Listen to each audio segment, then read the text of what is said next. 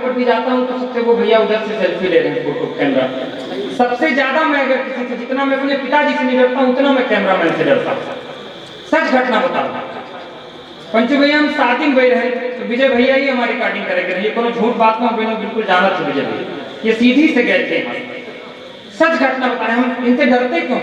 हम जयमाले में बैठे थे तो ये दूल्हे की फोटो खींचनी हो तो खच से मेरी खींच के भाग जाते थे। अब श्रीमती जी की फोटो खींचनी हो तो कभी यूं कराएं, कभी यूं कराएं। हम कहे भाई 3 घंटे हो गए, तुम क्या करके आए हो भाई? तो कहीं नहीं, आप शांत रहिए, मैं दुल्हन को अपने हिसाब से सेट कर रहा हूँ। तो मैं बहुत डरता हूँ कैमरामैन से, मैं धीरे से प्रणाम करता हूँ। आप सब धीरे धीरे बैठ जाइए, आनंद के साथ रहिए। आज दरअसल कभी अपने आप का ज्यादा गौरवान्वित एहू से महसूस कर रहे हैं कि लोग जैसे आए तो पानी बरसते। तो ये सब तो आपस में चर्चा कर रहे थे कि भैया हम लोग आज तो तानसेन से भी बड़े कलाकार हो गए। तो हम कहे काहे? कहीं तानसेन के तो सिर्फ गाने से पानी बरसता था, हम लोगों के आने से ही पानी बरसने लगा। तो हम कहे ये भी अपने आप में बड़ी उपलब्धि है, लेकिन प्रभु की कृपा है, ईश्वर कृपा करें इस अंचल को, बड़ौरानाथ की कृपा बनी रहे कि किसानों की झोली भर दें। एक विद्यालय पर मुख्य अतिथि हुए थे, बच्चों से उन्होंने पूछा कि बच्चों जानते हो तिरंगा कितने रंग का होता है? तो सभी ने कहा कि हाँ जानते हैं, तिरंगा 3 रंग का होता है। एक बच्चे ने हाथ उठाया और उसने कहा कि सर तिरंगा 3 रंग का नहीं, तिरंगा तो 5 रंग का होता है। मुख्य अतिथि महोदय को हंसी आ गई और उन्होंने कहा कि लगता है तुम्हारे शिक्षक तुमको ठीक ढंग से पढ़ाते नहीं। बच्चा जब बड़ा रहा तो मुख्य अतिथि महोदय ने पूछा क्या कुछ बता सकते हो कि कैसे 5 रंग? उसने कहा कि हाँ बिल्कुल बता सकता हूँ, केसरिया सफेद हरा तो आप भी जानते हैं। बोले ठीक, चौथा रंग बताओ। बोले चौथा रंग नीले रंग का चक्र होता है, दिखता नहीं पर आखिर होता तो वो भी है। बोले चलो ये भी मान लिया। बोले 5वां रंग बताओ। 5वां रंग, बच्चे ने कहा कि तिरंगे में लाल रंग के कुछ छींटे पड़े होते हैं, लाल रंग के कुछ धब्बे पड़े होते हैं। मुख्य अतिथि महोदय ने कहा कि नहीं ऐसा नहीं होता है। बच्चा जब बड़ा रहा तो उन्होंने पूछा कि आखिर बेटे तुमने कहाँ देखा है ऐसा? बच्चे ने कहा कि सर जब मैं बहुत छोटा था और पिताजी सीमा से शहीद होकर के आए थे और जो तिरंगा ओढ़ करके आए थे उस पर कुछ लाल रंग के छींटे पड़े हुए थे, तब से मैं जानता हूँ तिरंगा 5 रंग का होता है। हम इसकी रज में खेले हैं। हम जब सीधी आते हैं तो हमें ये सोच करके गौरव अनुभव होता है कि वो शहीद सुधाकर सिंह जी की जन्मस्थली यहीं से कुछ किलोमीटर दूरी पर है। शहीद हेमराज राम, आपको बताना चाहता हूँ कि शहीद हेमराज के साथ आने वाले जो शहीद का शव था वो हमारे वीर शहीद सुधाकर सिंह का था, जहाँ से उनकी जन्मस्थली कुछ किलोमीटर पर है। हम इसकी रज में खेले हैं। नीरज ने बात की है, हम इसकी रज में खेले हैं। मदन मोहन समर जी भोपाल से कहते हैं कि हम इसकी रज में खेले हैं, हम इसीलिए अपमानित हैं, हम धन्य हुए, हम गर्वित हैं क्योंकि हम हिंदुस्तानी हैं।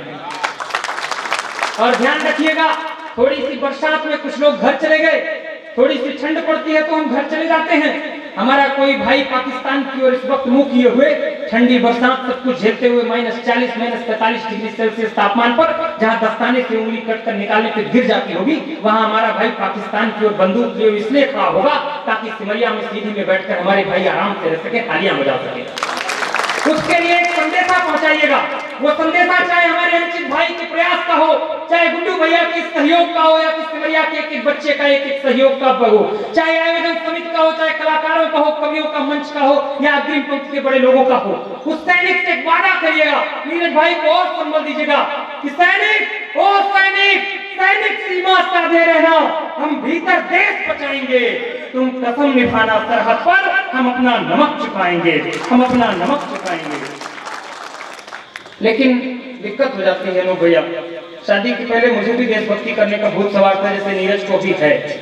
ऐसा होता है, जो भी काम करना है समाज बदलने की बात, मैं नए लड़कों से हाथ जोड़ के कहता हूँ, जो भी देश बदलने की बात, समाज बदलने की बात है, ये सब विवाह के पहले आप जल्दी से जल्दी कर डालिए, क्योंकि विवाह के बाद आप मनपसंद टीवी रिमोट चैनल नहीं बदल सकते। तो मुझे भी जब भूत सवार था देशभक्ति करने का, तो मैं सोचा मैं क्या करूं, तो मैं जबलपुर ग्राउंड, मुझे पुलिस में भर्ती होने का शौक हुआ, लक्ष्मी निकाल दिया।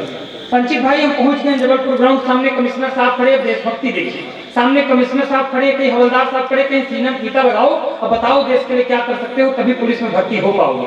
अब देशभक्ति से खून उबल रहा था, हम कहें साहब तन मन धन सब कुछ अर्पण कर सकता हूँ और क्या कर सकता हूँ।